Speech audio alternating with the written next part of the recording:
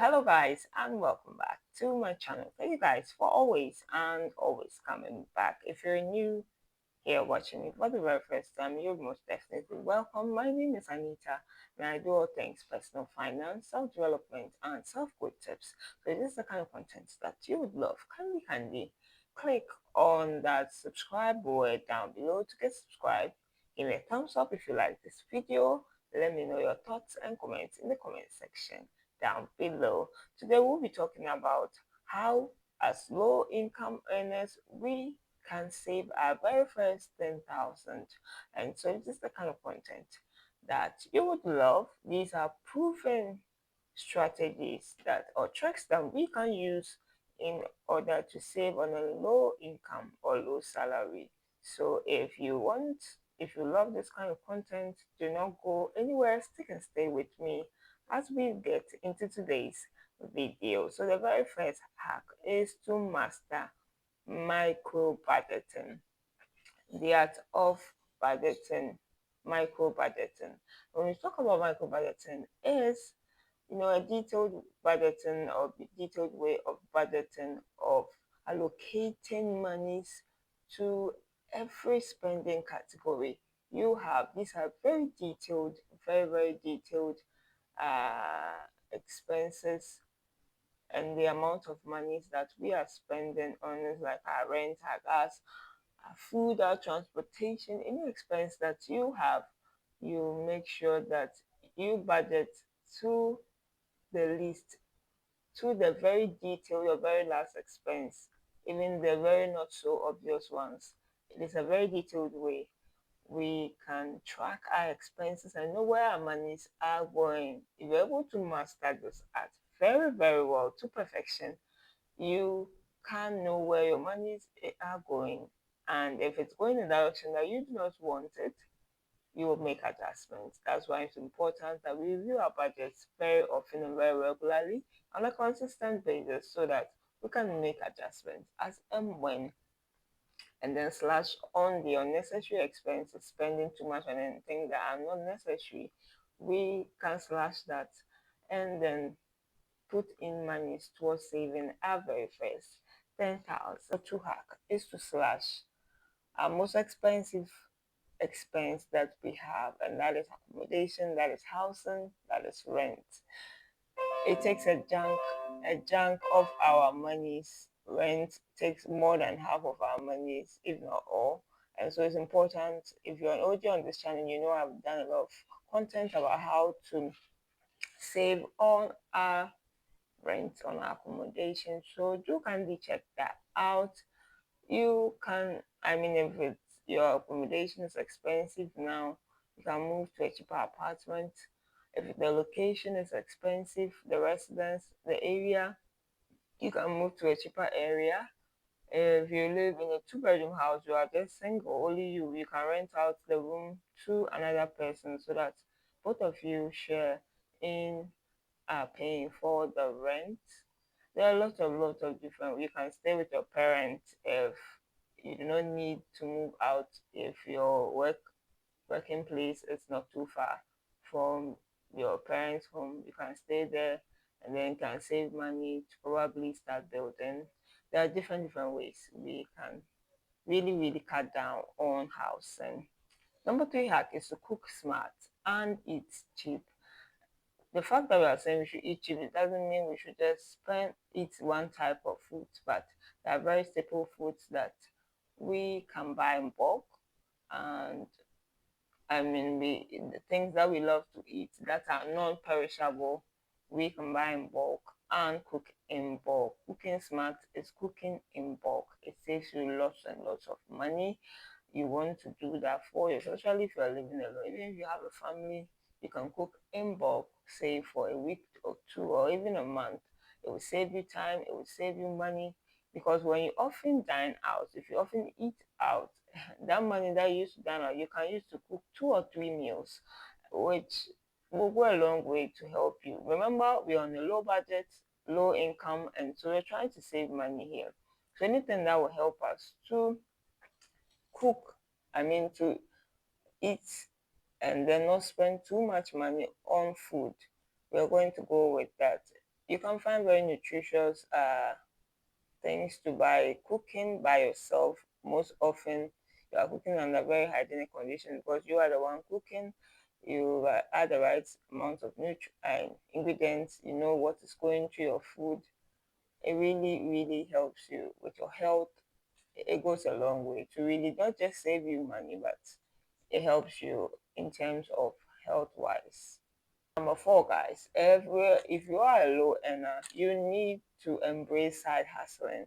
Find different ways of, making money, not just your income. I mean, your income can just take you probably not even up to the end of the month. And so, looking at your expenses.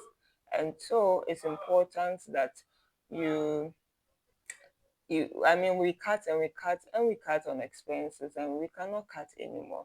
So finding different ways, side earning money on the side will go a long way to provide us with an extra income that can help us save money.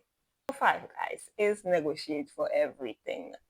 Do not leave any money on the table. Just negotiate. Learn how to, price things and pay less for more, pay less for more value. It's important that we negotiate for our expenses, our bills, whatever bills or expenses you have. Negotiate with the vendors, with your service providers, for your data, for your internet, for food when you go to the market, supermarket. No, when you go to the market, find ways of cutting down on the monies, negotiate and price it down so that you can get some monies to save. It's important that we learn how to negotiate for everything, even for our salaries, for pay increases. We need to negotiate so that we'll be paid more.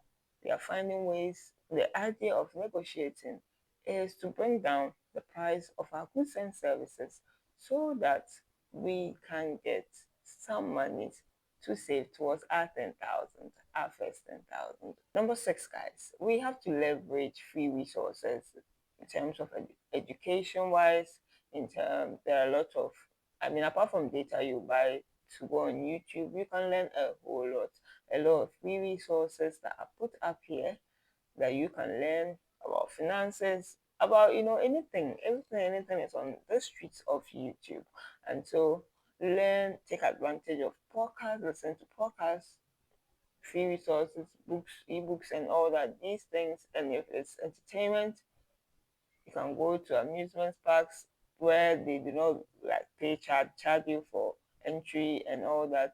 You can take advantage of a lot of nature. You can go into nature parks. All these things, they really go a long way to entertain us, to relieve or release stress. So take advantage of resources that are free so that you can save some money towards your first 10,000. Number seven, guys, is to automate that savings. You sit down and you go step by step breakdown.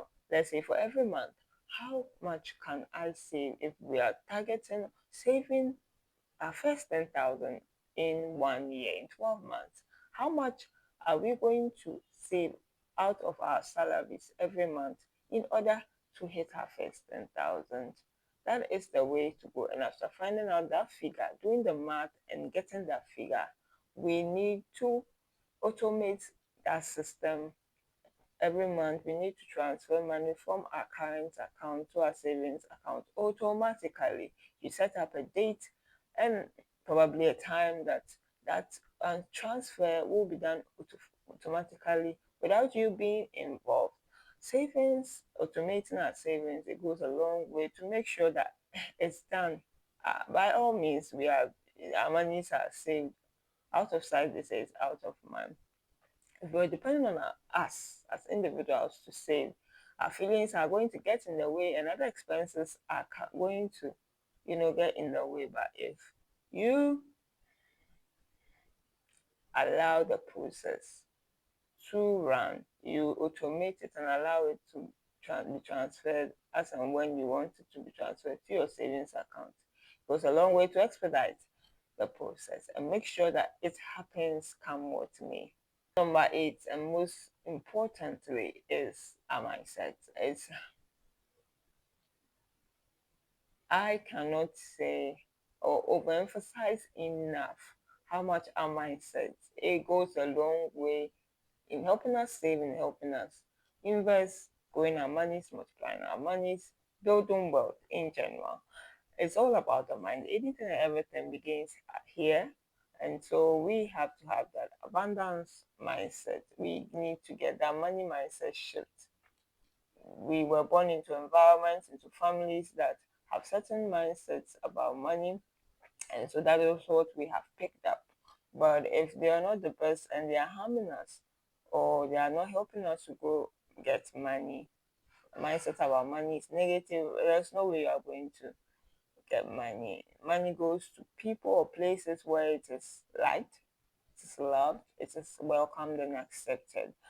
And so having a mindset shift about money in the positive light in terms of abundance mindset, it really goes a long way to help you. Mindset is everything, and so we do not joke with mindsets here on this channel. We need to get knowledge. Knowledge, they say, is power. And so learning, taking time to learn something about money, let's say 30 minutes in every day, is going to compound over years and years to come, and you will really be a master or an expert in properly managing your money. It doesn't matter how much you earn, it's how much you are able to keep. Someone can be a low earner, income earner, and earn just small amount of money, but will still be able to be disciplined enough to save. Someone can earn like 10 times of a low earner's income, but would not save nothing. And so it's not always about, I mean, especially if you are beginning, it's about the habits, developing or inculcating the habits of saving. If you've loved this content, kindly give me a thumbs up, guys. Massive thumbs up. Click on that word, subscribe word down below to get subscribed to join my amazing family. Let me know your thoughts and comments in the comment section and share with your family and friends. Guys, check out my previous videos and watch out for the next one. See you in the next one. Have a great day. It's bye for now.